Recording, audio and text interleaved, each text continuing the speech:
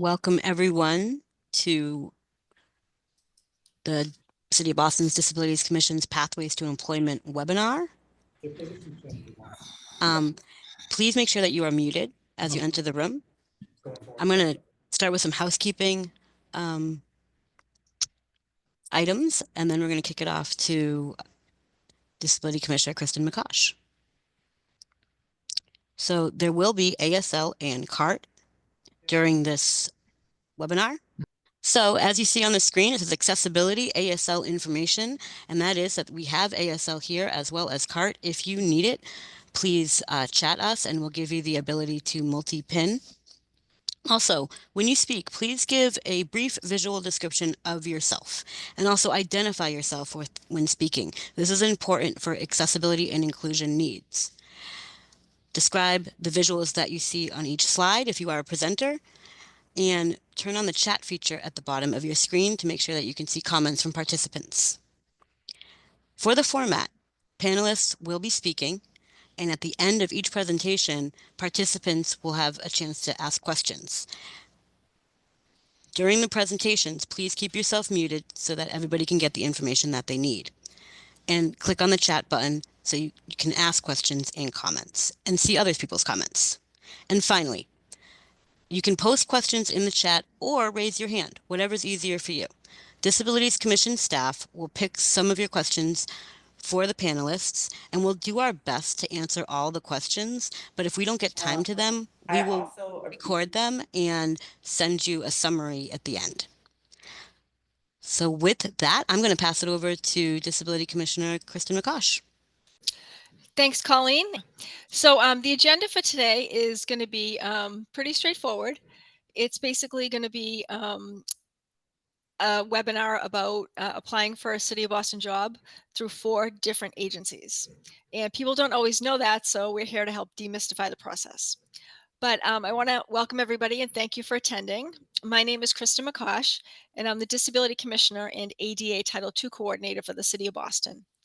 And what ADA Title II focuses on is state and local government.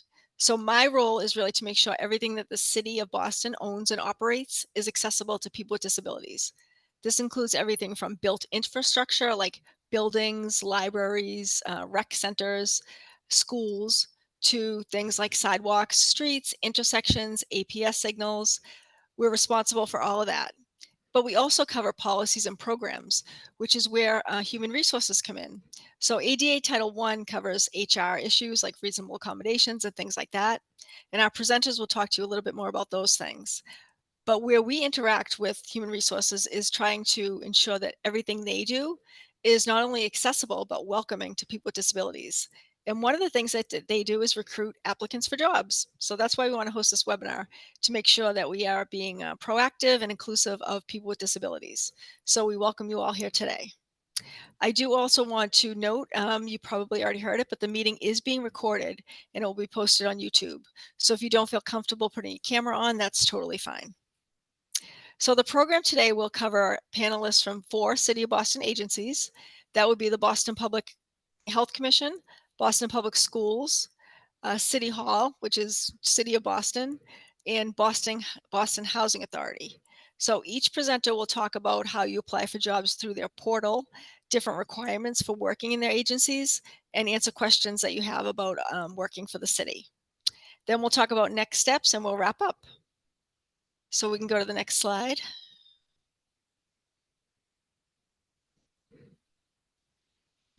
So just to talk a little bit about my office. The City of Boston Disabilities Commission aims to increase opportunities for people with disabilities in the City of Boston by ensuring full and equal participation in all aspects of life. We work on eliminating barriers that are systemic in the built environment, policies, procedures, programs, and services, as well as in communication and attitudes. I have 9 staff members. So half of them work on admin issues like the parking program, outreach and engagement, providing information referral on disability services. And the other half is our architectural access team. They do plan review for new buildings. They work closely with Boston Transportation Department and the Public Works Department to make sure all our public rights of way are accessible. And then I work as the commissioner to ensure that all the other City of Boston departments are incorporating access and inclusion into their policies, programs, meetings, and services.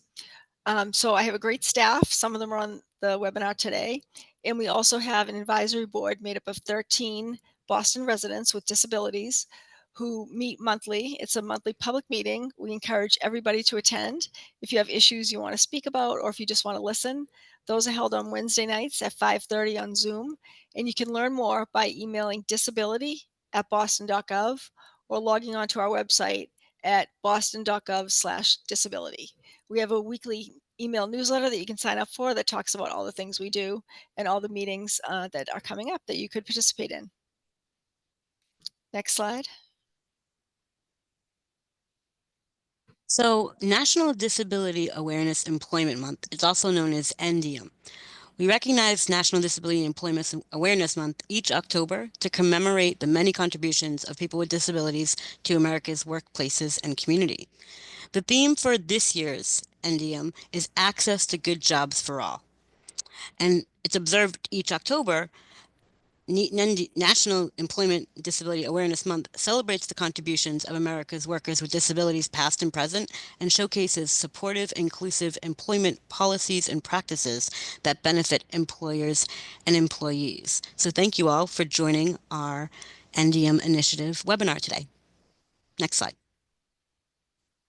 So just to follow up on Colleen's description of NDEAM, we've done this webinar for a few years now called Pathways to Employment in the City of Boston. But building on that, this year we have 3 additional webinars, and they'll be for the following 3 Wednesdays. The next one is on savings and banking for people with disabilities, because we know a lot of times disability benefits will impact people's ability to work. So we're going to talk about different programs that can hopefully help people navigate those types of situations. The one after that will be on housing. The City of Boston has numerous programs to help people with down payments or figure out how to get housing in the city, whether it's rental or ownership.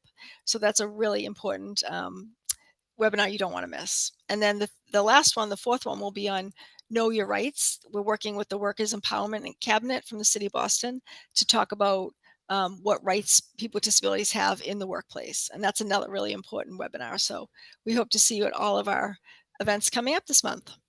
But for today, we want to focus on the issue of trying to get a job with the City of Boston. Because I know for years I always heard growing up in Boston, oh, you have to know somebody at the city, they won't hire me. And that's really not the case. Maybe it was at one point, but it's not now. So we do also know that applying for a job with the city can be a very complex and confusing process. There are multiple websites, job portals, employment applications, and requirements. So we recognize that, and we're here to help you try to figure it out today. So as I mentioned, there are 4 different City of Boston agencies here today who all have different job portals and different requirements for working for the city. So we're going to kick it off with our first guest, who is he works in City Hall. So he is a general City of Boston Human Resources Director. And can we pull up the next slide? And David Pina. And then these are the other panelists I mentioned: Nancy Buckley from Boston Public Health Commission, Francis Canty from Boston Public Schools, and Miranda Ilitzer from the Housing Authority. So first, we're going to turn it over to David.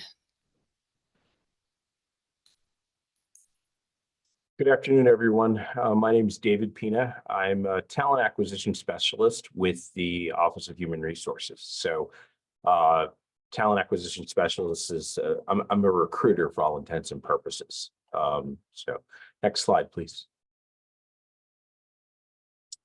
So the City of Boston Career Center is where you would go if you wanted to apply for jobs at the City of Boston. There are a variety of departments across City Hall that are hiring. There are 3 that I think that I'll share that I think have a fair amount of opportunities, or it seems like more opportunities than maybe some of the other departments.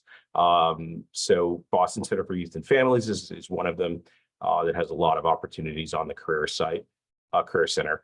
Boston Park and Recreation is another one, and the Boston Boston Public Library is another one also. I think that these are these departments have opportunities. I think that could potentially be a good place for someone to get their foot in the door, and that's primarily why I shared them. The types of work that is available is generally it'd be administrative oriented work, so office work. There are some professional jobs also where they'll require a certain area, certain expertise or certain background that they'd want in a candidate. And then there are jobs that are in the field where you might be working outside or at a park or working in a community center or a particular neighborhood or something like that. The locations of the jobs are the location will be listed on the job description. And some of the opportunities we have may offer a hybrid schedule. Generally speaking, the majority of jobs are probably going to be at City Hall, 1010 and 1010 Mass Ave. Those are two of the larger sites that we have. There are also some others, but those are two that come to mind immediately. Next slide, please. So all applications should be submitted online via the Career Center. If you don't have a computer, you can come to HR, and there are 2 desktop computers that are available for you to utilize and apply for jobs. And there's so you can utilize those.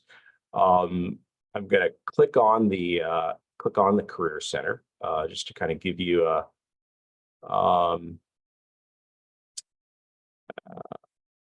actually, I'm not able to do that. All right, well, here's the this is the address for the Career Center. So what we recommend is that you go you punch in this address or cut and paste it into your search engine, and it will take you to the Career Center, and then you can navigate the Career Center and look for various jobs that might be a fit for you. You're able to search by keyword, category, the position type. You can also review job descriptions and the various functions and the salary ranges that go with the jobs. And then when you get to the career site and you find a job that you want to apply for, there is a button that will say apply for this job. It's pretty visible, and you would click that. They would prompt you to create a profile. You'd fill in all of the sections with your experience, and then you'd also upload your resume. You'd only have to fill in all the sections with your experience, education, and things like that once, and then it's kind of carried forward every time you apply for a job. So you don't have to do that multiple times. It's just one time. And then you would upload your resume. So next screen, please. Next slide, sorry. So these are some screenshots of the Career Center. So when you get to the first page, this area right here in the first slide, or the first picture there, it will show you all of the, if you click that link in yellow, it will show you all of the jobs that are available on the Career Center. The next slide would be an indication of just a job. That's what the job description would look like. And then if you see up to the right in blue, the bluish color, it says you can click on, well, you can apply for the job by clicking on that link. You'll also notice that there's the compensation information is highlighted in yellow as well.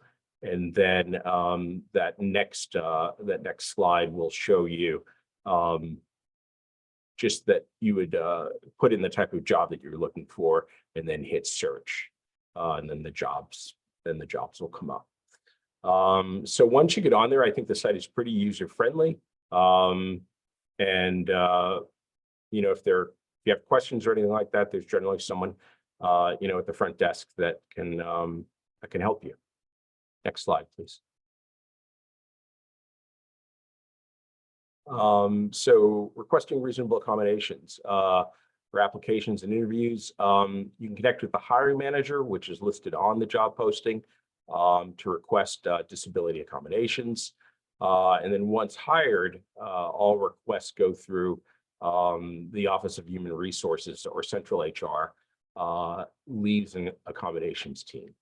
And the address for that, the email address for that is there, or you can submit a beacon ticket. So questions for me? I put all of my information in the chat, so I encourage you to reach out to me should you have questions or need me to elaborate on anything. And then my email address is also listed here.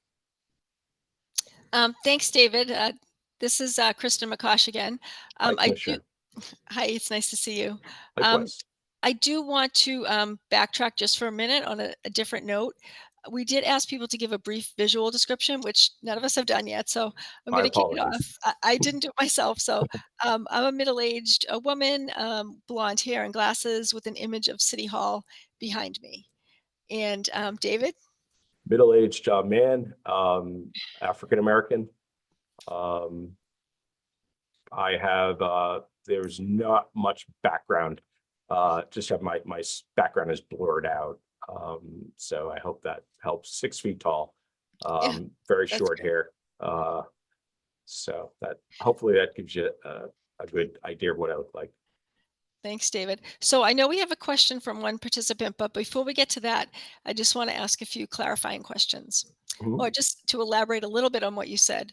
So Sure. you listed the departments that you think have multiple openings. Yep. Am I right to understand that the Boston Transportation Department also has a lot of staff and many openings?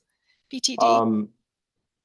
Yeah, I think that's probably accurate. I think that when I've viewed the career site in the past, the 3 departments that I think I'd seen the most generally are with the 3 departments that I mentioned, but there may be other departments that have, more at a given time than others.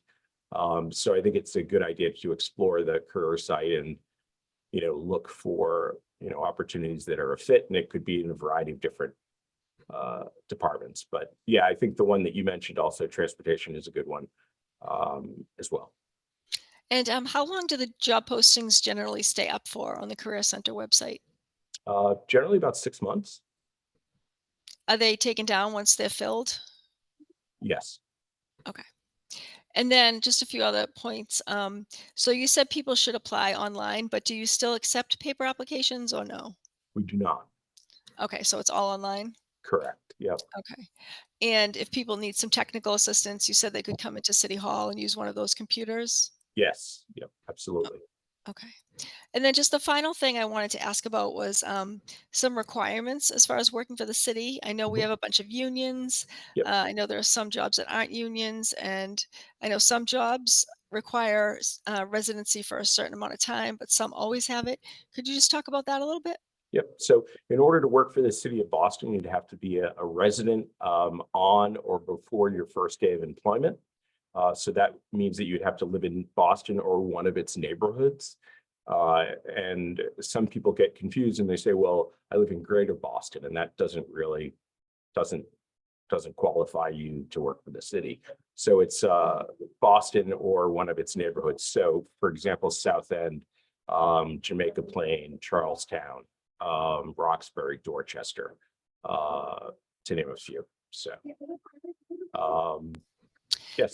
And if a position is a union, will that be listed in the job posting? Yes, I believe so. Okay. And so if anyone's interested in applying for a job, I think the takeaway is that you have to live in the city, at least initially. And then if you are with the union or some other job, um, then you may be able to move out after like 10 years. And I do want to emphasize this is just City of Boston Career Center. The other agencies here today may have different requirements, and that's why we tried to bring everybody together today. So with that, I see that Alexander has a question. If you want to unmute and ask it, now's the time. I had a question, but I think it was already answered Great. Glad to hear about that. residency. That's always a big question. So, I mean, just to clarify, you could live in another area, another city, and apply. So you don't have to live here when you don't necessarily have to live here when you're applying. Just making sure that you're here on your first day of employment. So you could be in Chelsea and apply, and that's not an issue. It's just making sure that you're here on your first day of employment. So I just want to make sure that And I it's see it. understood. I see another question in the chat, and I believe it says, are there any jobs in the IT field? And if so, how can you search them? And that's a really good point, because we always like to tell people that you don't have to just look at our information and technology department. Like many other departments have an IT role, or IT is part of a role. But Mhm. do you want to talk a little bit about that, David? Sure. Yeah, in order to find roles within the department, our information technology department is referred to as DOIT. So it's the Department of Innovation and Technology, and it's DOIT. So if you search that in the search box when you're bringing up opportunities, you should be able to find opportunities in DOIT, or you could spell it out and search and be able to find opportunities. So yeah, I don't know how many there are up there now, but there are definitely, they have opportunities out there pretty regularly. So Right, and this is a good example of, if you don't necessarily need to search for just one department. You can if you know there's a job that you really want in that department, but you could just look at the essential functions and job responsibilities in different job descriptions to find out if they do like have a tech component to them. So don't what I'm trying to say is, don't like limit yourself to just one department, because your skills may be applicable to many different departments, even though it doesn't seem so. Like, you might not think like the Age Strong department, which helps older adults, oh, they're not going to need any tech, but they may have a program that, like the senior shuttle, that needs someone with tech experience to help manage the scheduling. So lots of opportunities in departments you may not have thought of. So please don't limit yourself to just one department. All right, Colleen, are there any more questions? Not for David, so I think we can go on to the next person. All right, we'll go to the next slide. And we'd like to welcome Nancy Buckley from the Boston Public Health Commission. Thank you very much, Commissioner. Hello to everybody this afternoon. I'm Nancy Buckley, and I use the she, her pronouns. I have brown hair, middle-aged woman, wearing red glasses today, and I have a blue background behind me. Next slide, please. The Boston Public Health Commission is the health commission for the city of Boston.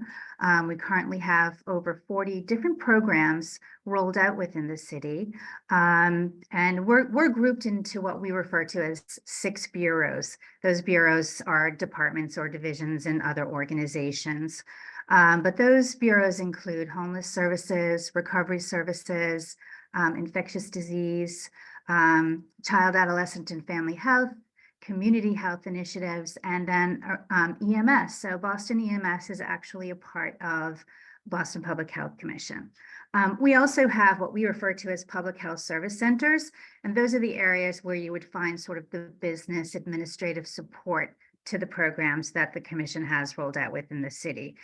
That would include human resources, IT, accounting, communications, those sorts of things. So more of the business support to the programs, to the Boston Public Health Commission programs. Next slide, please. I should also mention, given that we were just discussing residency, Boston Public Health Commission also has a City of Boston residency requirement. As David mentioned, you do not need to live in the city of Boston when you're applying and going through the interview process, but you do need to show proof of residency prior to first day of employment. So again, just to reiterate, we do have a residency requirement, and that is for within the city of Boston limits. This is just a further breakdown of the bureaus and the services that we have within the commission. And I can speak to a little bit about the types of candidates who come to us. Similar to the city of Boston, we have those that come to us sort of with a professional experience or perhaps a master's in public health, and they're looking to pursue opportunities within the public health field. But we also have people who come to us to support other parts of the commission, people who have administrative skills, who can work on the coordination of the work that we do. Behavioral health experience is very important across the commission. We have a number of different behavioral health roles that span across the bureaus. So again, variety of backgrounds, variety of experience that might bring you to work for us. Next slide, please. Types of employment. This is just sort of a list of the types of opportunities that exist within the commission. We are located at 1010 Mass Ave. We share the space with some of the other City of Boston departments. And then we have other locations across the city. For those positions that can accommodate a hybrid schedule, we do have a hybrid opportunity at the moment that is 3 days a week in person and 2 days a week remote. Next slide, please. So this is the link to our careers page. It is different from the City of Boston careers page. It is careers.bphc.org. We, on average, have about 100 openings posted there, and those postings would include full-time, part-time, and internship positions. If you have an idea of what you're interested in, you can search our area of interest, which is to the left-hand side of the page. Or you can scroll through the different opportunities that are posted there. If you click on the job title, it will bring you to the full job description. The full job description will tell you about the responsibilities of the position, what the requirements are, whether it's a union or a non-union position, and also where the position is located. Also, it will give you salary information, as well as shift and hours. Some of our positions some of our work is 24/7. So we do have some positions that would not necessarily be like a standard shift. They might be an overnight shift or weekends. Next slide, please. Right at the top of the job description, you'll see the button that says apply. If you click on the apply button, it will bring you right to the application form. That's where you can create a profile, fill out information about your experience, upload your resume. It also will ask if you'd like to upload any other documentation. I recommend, if you have the opportunity, to submit a cover letter as well. That's a great place to do that. I do find that our managers read cover letters. They're very interested in learning why candidates are interested in public health or in a specific position. So, if you're able to highlight your interest and include that in the cover letter, that's a suggestion that I have for candidates. Next slide, please. Yes, so if you have any requests for reasonable accommodations, you can contact our benefits team, benefits@bphc.org. I've also included my email. I will put it into the chat as well. And I'm happy to answer any questions, offline. If questions come up after today, please don't hesitate to reach out to me. And again, I'm happy to respond to any questions that anyone has. Thank you, Nancy. Hi again, it's Krista McCosh, and I just want to elaborate on a few things that Nancy said.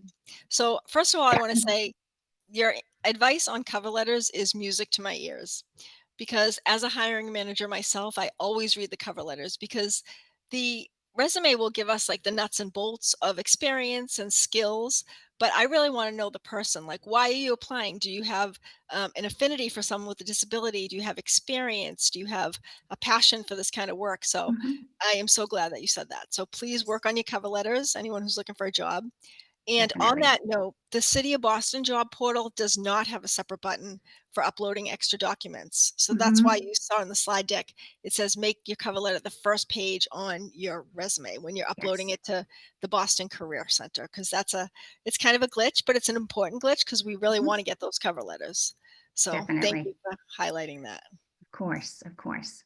I'm happy And to can I answer ask, any other questions. Yes. yeah, so are most of your jobs union or does it depend? It depends. A good portion of our positions are union, and we do have 7 unions within the commission, 7 different unions within the commission, but we have a number of non-union positions as well.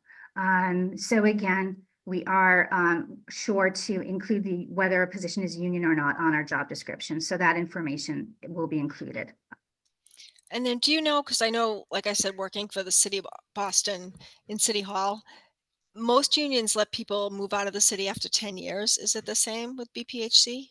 I believe that there is one of our unions that does have a grandfather, or I used to be called a grandfather arrangement and whatnot, but yes, there is one union that has um, the 10-year move out option. And also Boston EMS at this moment in time for EMTs does have some changes to the residency requirement. And that is that they do not need to reside in the city for the first 3 years, but then need to move to the city after that. So that is unique as well. That's really helpful. And Yes. then I just want to say too, you did a great job breaking out the types of jobs that are posted between like highly skilled and specialized Mhm. employees and then support, because people who have these specialized jobs can't do their work without like IT support and the other things like you mentioned. Absolutely, absolutely. You'll see that our various programs, you'll often see program coordinator positions listed for those. That's a really important part of the work that we do, because our coordinators are responsible for the logistics. If we're rolling out a new program, putting that information together, ensuring that we're working with our community partners to let people know about the programming. So very important to what we do. Yeah, and I always like to say that the city of Boston hires everybody from GEDs to PhDs. So Absolutely. a little bit of alphabet soup, but don't be discouraged if you didn't have that college degree, you can still Mhm. apply. Are the educational requirements listed in each job? So we do list educational requirements, but we also have a substitution for years of experience as well. So we do not limit our requirements to just the educational piece. We do take into consideration experience. That's really great to hear because we know people with disabilities still face barriers in Mhm. education and in every way in life. So, like I said, don't be discouraged from applying. Please take a look at the website and see if there are any jobs that interest you. Commissioner, one person did unmute. Owen, was that to ask a question? Yeah, just briefly. So I want to apologize for joining a little bit late. My camera is having some issues, so I'm having some trouble getting my video on screen. But I wanted to clarify in terms of the point you brought up before about the job link. That is on your website, correct? So our link to our careers page, Owen, is that what Correct. you're asking? So yes, but it's also standalone. Okay. I will put it into the chat again. It's careers.bphc.org. But let me put that into the link, and it is standalone. You can click directly on that to find our job listings. Cool. Thank you. You're welcome. Great. Thank you, Owen. All right. So now we'll move on to our third speaker, who is from the City of Boston Public School Department. Is Frances here? I am. Great. Nice to Hi. meet you. Likewise. My name is Frances Canty. I'm the Chief of Human Resources for Boston Public School. I like to say, yeah, early age, early 20s, a Black woman. Um, and I have a headband on today that's colorful, and I'm smiling. So let me tell you guys a bit about Boston. Next slide, please. So let me tell you a bit about Boston Public School. It is a great place to work. It is a great place that we are always looking for people, and we're always looking for individuals who want to be part of this thriving and growing community. We currently have 118 schools across the city. In addition to the 118 schools, we also have our central department that has a variety of jobs as well. The type of employments that we have our hourly employees, which consist of our custodians, our lunch monitors, our cab monitors, our substitute teachers, our CAF workers, and our paraprofessionals. And then we, of course, being that we're a school, we have our teachers who make up majority of our staff. And then we have our managerial employees. And by managerial employees, that often means these are individuals who are probably not part of a collective bargaining unit, which means they're not part of a union. And that's usually our program coordinators, our project managers, our data analysts, like admin assistants. They are not part of a collective bargaining unit, but they do make up a majority of our central office employees. And our jobs are featured in a variety of places. As I stated, there's most of our jobs are school-based, but then we do have the central office, which is at 2300 Washington Street in Roxbury, Nubian Square at the bowling building. Next slide, please. Working at BPS. If you, we have our website, but it can also be reached. We have our own independent application process, and that you can go directly to that. But if you also wanted to get to it through our Boston Public School website, that's also available for you. And there's a portion in it that says work for BPS. And under that, you would see the different jobs, and you can simply click and it will actually bring you to our main page where our applicants are currently being, where our applications are. And you can search that by location, by schools, or by position title. It's probably best to search by location because it's easier. You'll be able to see where these positions are coming out of, so you have a better idea where you want to go, because there's so many locations. So having a location sometimes is it's feasible for, it makes things a little bit easier. And within that job description, you'll see there's a job title. You'll see the responsibility, the respective qualifications, as well as the salary, especially if it's a unionized position, what the salary would be, versus if it's not a unionized position, what that salary will also be.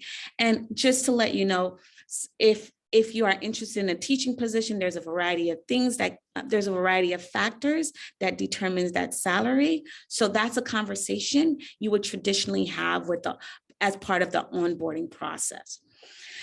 Once you get to our website, once you're ready to apply for a position, you will create a profile and you will fill in the respective information that it will prompt you to follow in the application process.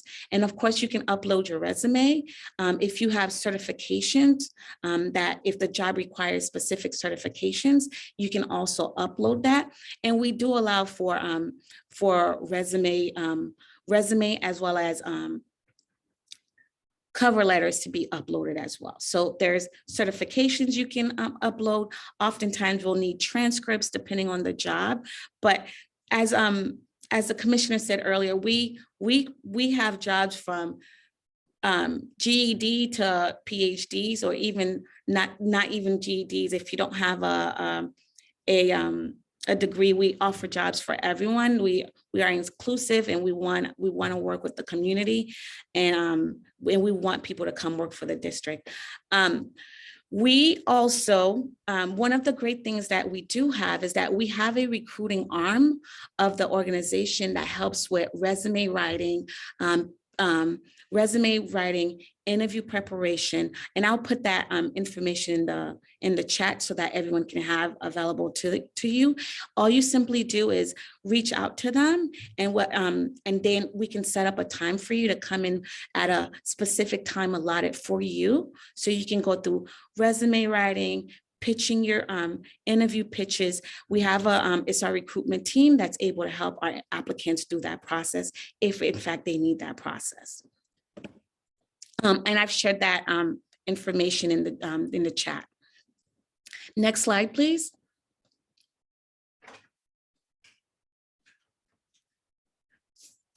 This is what our application, this is what our applications in our website looks like.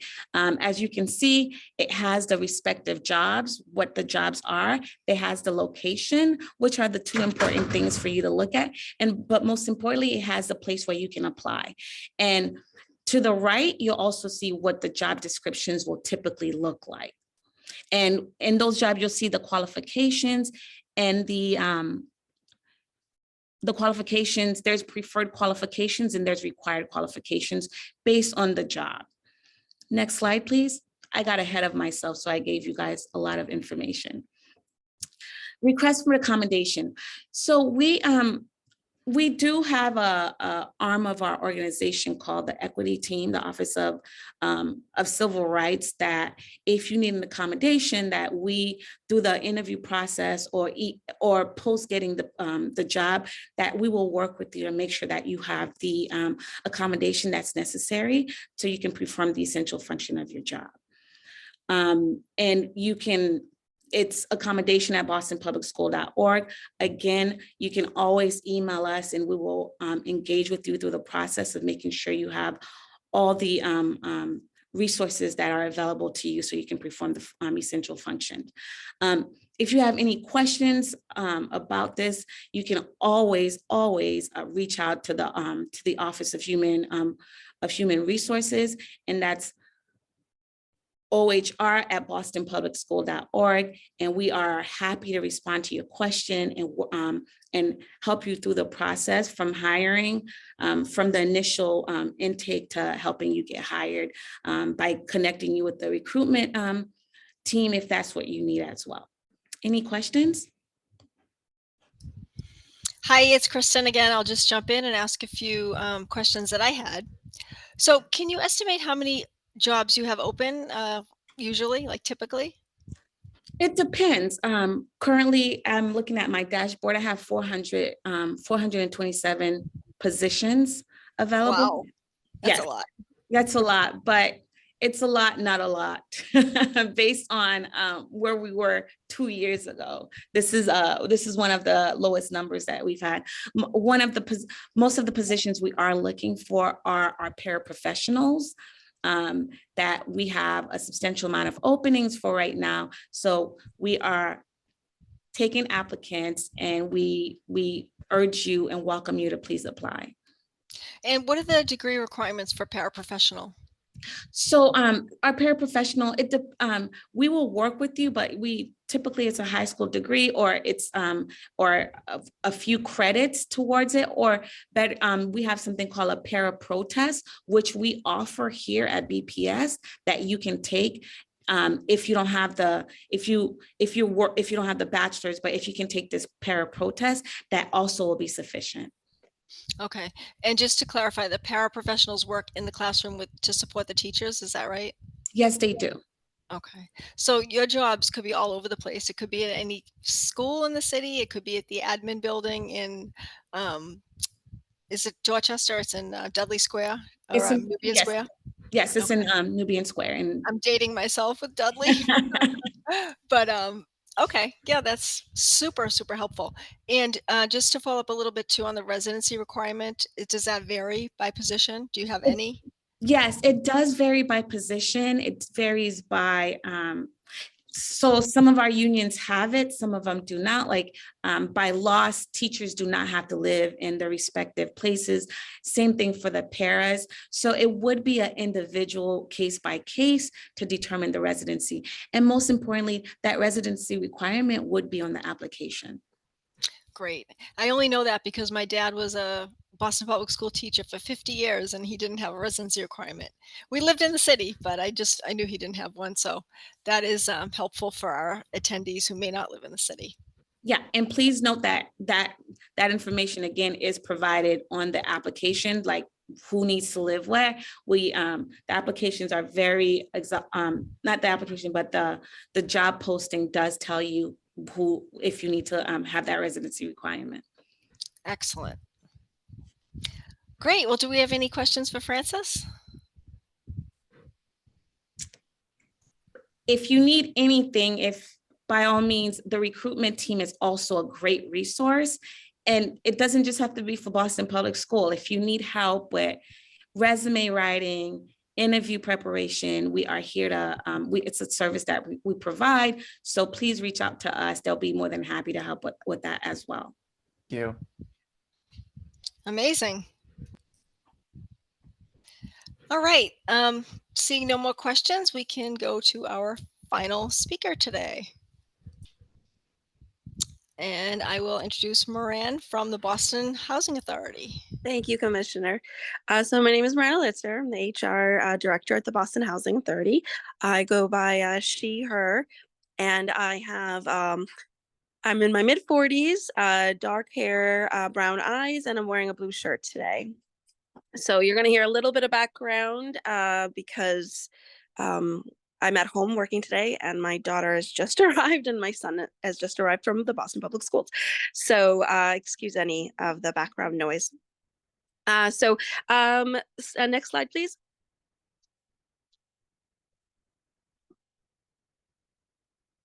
So about us. So the Boston Housing Authority, if you haven't heard of us, we pretty much provide housing assistance and housing to over 58,000 low and moderate income households.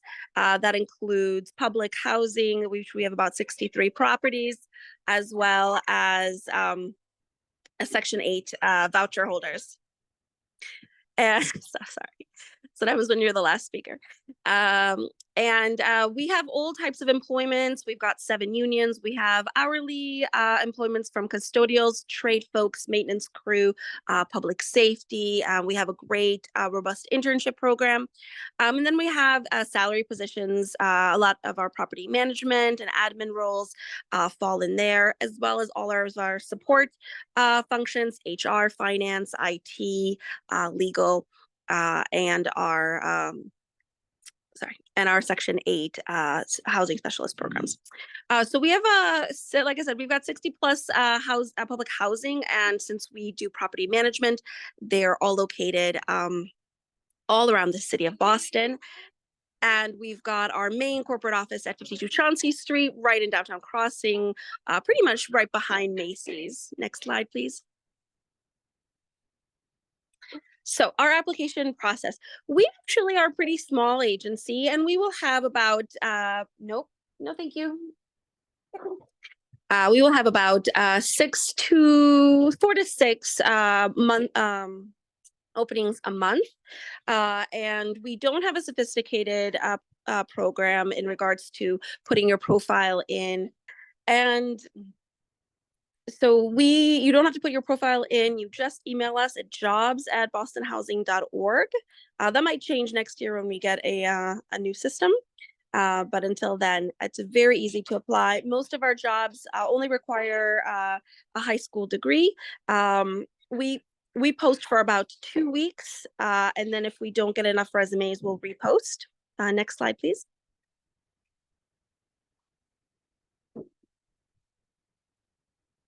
Thank you. I do recommend you joining our newsletter because it says exactly when we have postings. We do a constant contact newsletter. We've got over 8,000 subscribers. And as soon as a job is posted, it gets sent out to anybody on our mailing list. Any questions for anybody? We do not have a residency requirement, meaning that you can be commuting from Rhode Island or New Hampshire. We welcome everybody. Thank you, Marin. And thank you for joining us when you have other family responsibilities. We understand we all have that in our personal life, so we really appreciate you making the time. And okay, so this shows a big difference between Boston Public Schools and BHA as far as job openings. So anyone who's interested can log on to that link and see if there's anything that suits their interests. Again, it's more broad because it's not a residency requirement. So anyone who's not living in Boston may want to use this as an option. Do we have any questions from the audience? I'm just curious, are the paraprofessional roles in high demand right now? Yes, they are. Their paraprofessional roles are always in high demand because like sometimes what dictates our paraprofessional is the needs of our students. So as our students get into like, they get their individualized learning plans, that's when it will determine whether or not we need a paraprofessional for that student. Does that make sense? It does. Thank you so much. You're welcome. And I do see a question in the chat about services for career changers, that they can go over backgrounds and help people who are changing fields. Do you know if any of you offer that? Well, we often get people who have done other things and like want to come into education. It's not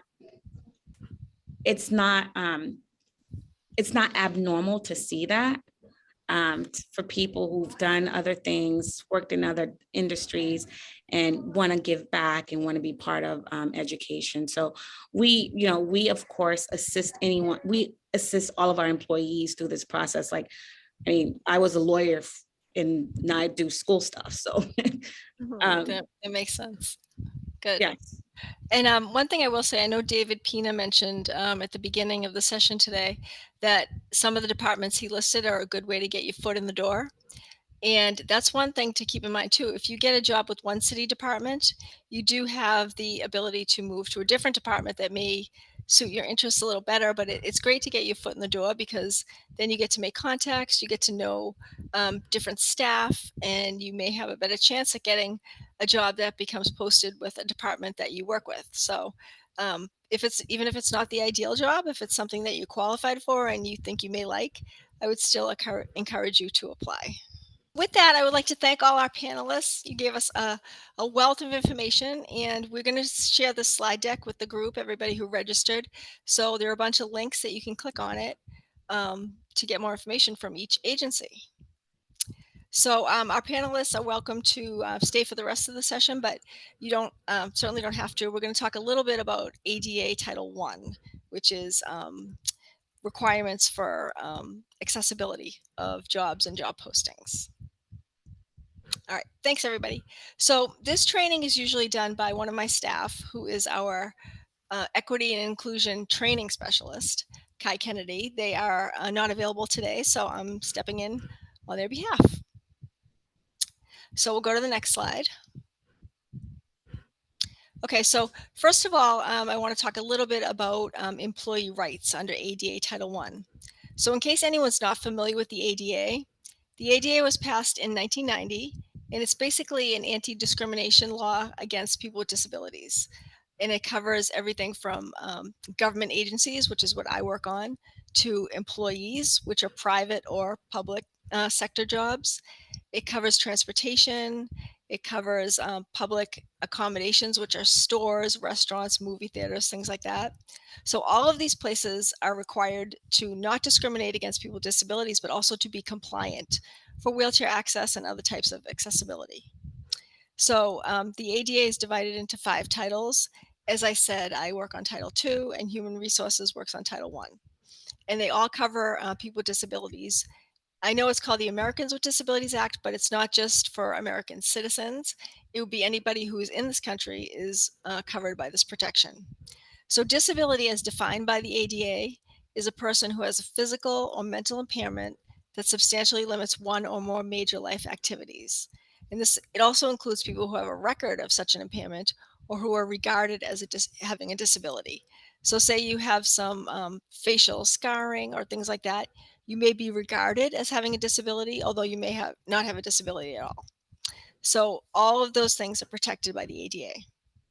So under the employment, under Title I, This applies to all aspects of the employment process, from the application and the interview process to hiring and once you get hired.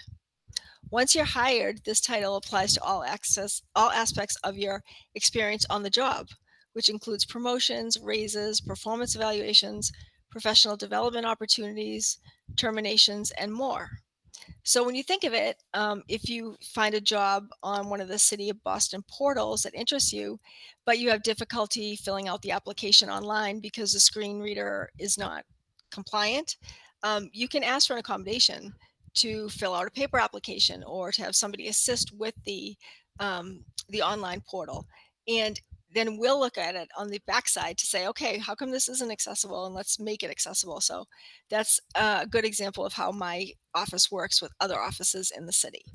But again, we cannot deny you access to applying for a job just because the platform may be inaccessible. So the ADA prohibits discrimination against people with qualified disabilities and individuals who qualified individuals with disabilities. And a qualified individual can be roughly defined as an individual who meets the skill, experience, education, and other job-related requirements and can perform the essential functions of a job with or without a reasonable accommodation. An employer does not have to hire or retain employees who cannot perform the essential functions just because they have a disability. So a good example of this is, say you apply for an outreach position with the Boston Center for Youth and Families, and your job is to go to different community centers around the city and present information about your programs. So if one of the requirements says that you have to have a driver's license, but you take the bus and you can get around fine on the bus, then that's not really an essential function. So that wouldn't be something that they could say, well, we're not hiring you because you don't have a driver's license. As long as you could prove that you can do the job just as well with an accommodation, which is the accommodation of taking the bus instead of driving your own car. And we'll go to the next slide. All right, so here are some more about essential functions. They are the fundamental duties of the job, and they're specified in the job postings. And they really focus on what needs to be done, not so much how it gets done. So functions can be considered essential if the position exists to perform the function. It can only be done by a limited number of people, and it requires certain training or experience.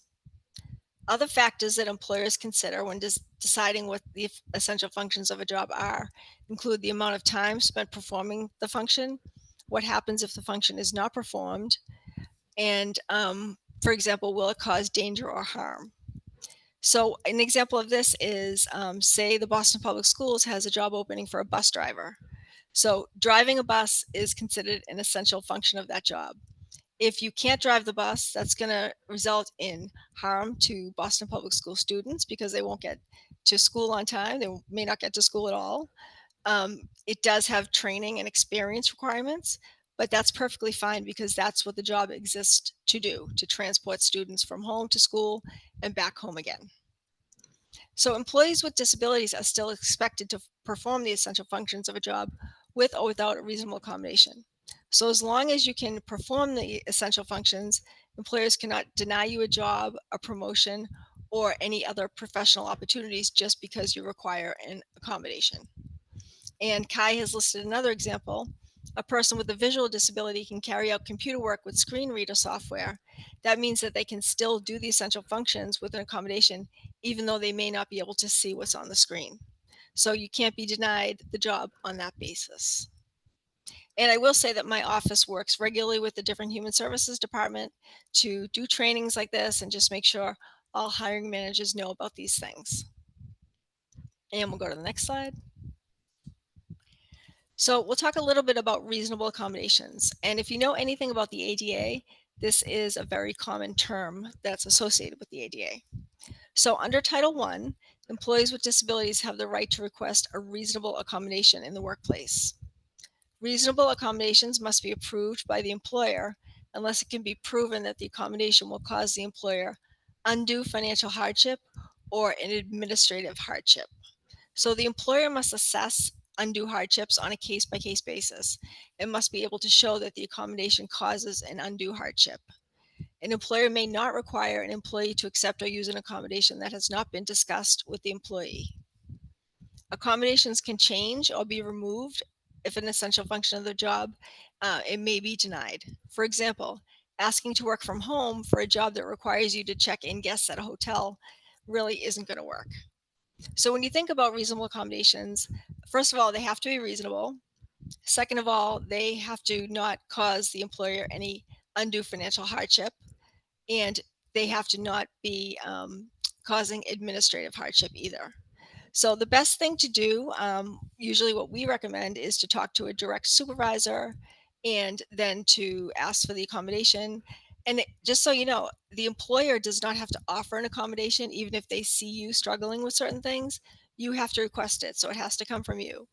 And then the employer is required to engage in a dialogue with you to figure out what the best accommodation would be. But they always have to start with the accommodation request that you made. So if you're a person who's deaf and you request ASL for your job, the employer has to consider that first. And if they say that's an undue financial hardship, then they have to show you why it is and offer you an alternate accommodation. And sometimes that may work and sometimes it may not. But that's what we're here to help figure out. And we'll go to the next slide. So when we talk about the process of reasonable accommodations, the important thing to remember is that it must be interactive between the employer and the employee. Once the employee has chosen to disclose their disability, it is appropriate to ask if any accommodations are needed. Accommodations do not have to be in writing, but many employees choose to submit them in writing to protect themselves, especially if the disability is not obvious. If it's not obvious, an employer may ask for supporting documentation. For example, you may need a note from the doctor stating that you have diabetes and you must eat every 3 hours to maintain stable blood sugar. If for some reason the employee cannot approve the accommodations, they should be able to offer another option. For example, the employer cannot approve the request for dim lighting in the office, but may offer to use sunglasses during work hours, and that would be perfectly reasonable. And the interactive process should be ongoing, and adjustments can be made if or when they're needed. Next slide. And I'm going to turn this over to Colleen to talk a little bit about what types of reasonable accommodations may be granted. Thank you, Commissioner. This is a list of just some examples of reasonable accommodations. Like the Commissioner said, it's an interactive process between the employee and the employer. So some examples of reasonable accommodations include, but are not limited to, remote hybrid work schedule, a chair or a stool to sit on, a standing desk, use of noise canceling earplugs or headphones, exceptions to the no food policy, screen reader programs for computers, assigned parking spots close to the building, training materials in alternative formats, and adjustments to uniforms, just to name a few. Next slide.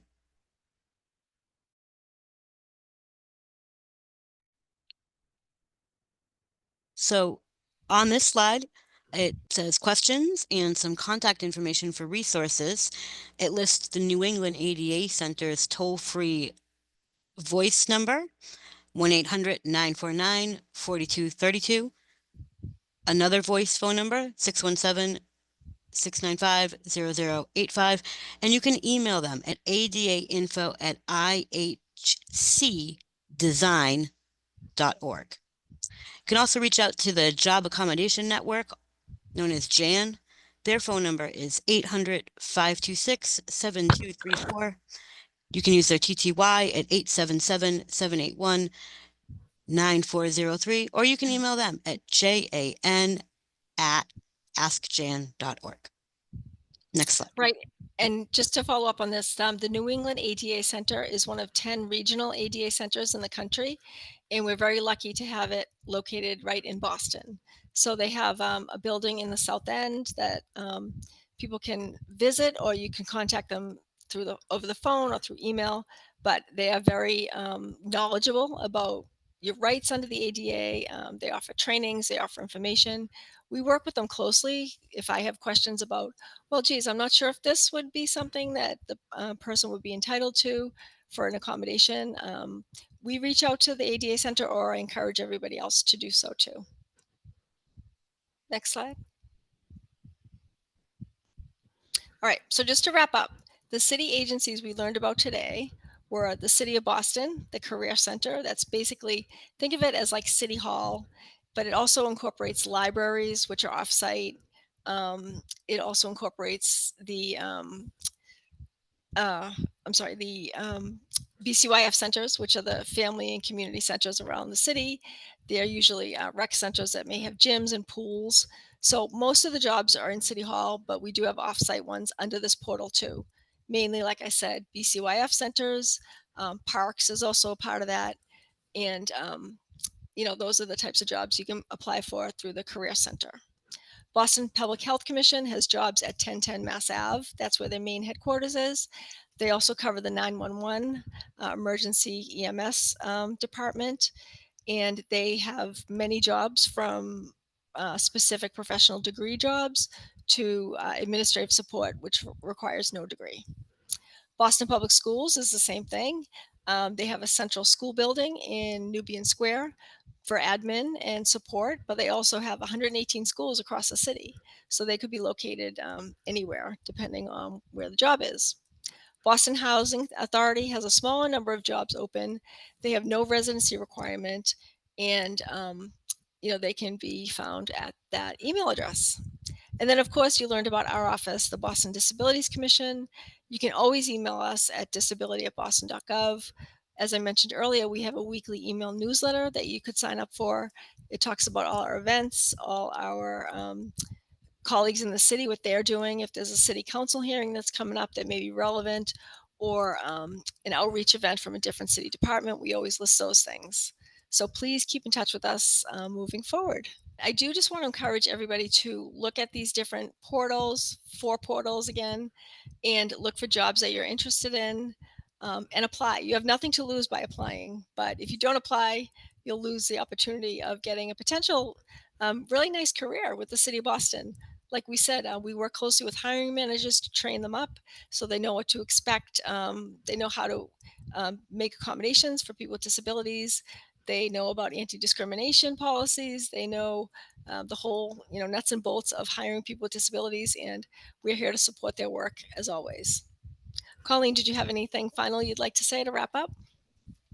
Just thank you, everybody. And I put the website to Boston Disabilities Commission in the chat. You can subscribe to our newsletter right at that website, and I encourage that you do because, like the commissioner said, there are a lot of important announcements and events and information that you might want to know about. Okay, great. And then if anyone does want to reach out to us directly, all City of Boston employees' emails is just their name at boston.gov, and their name has a period in between it. So for example, I would be kristen.mccosh at boston.gov. Colleen is colleen.flanagan at boston.gov. You can always reach out generic email, which goes to the whole department, which is disability@boston.gov. But I do want to thank you. I want to encourage you to keep in touch with us moving forward. And also come to the rest of our webinars if you have time. The next one is next Wednesday, a week from today, and that's going to be in the evening. Most of the rest of the ones are going to be evening webinars because this one is specifically for people who are looking for work. So we figured maybe they'd be available in the afternoon, but the other ones may be for people who are already working. If you're not already working, that's fine. You can still come, but we wanted to make sure we were respectful of people's schedules. So we're holding that one at 5:30 next week.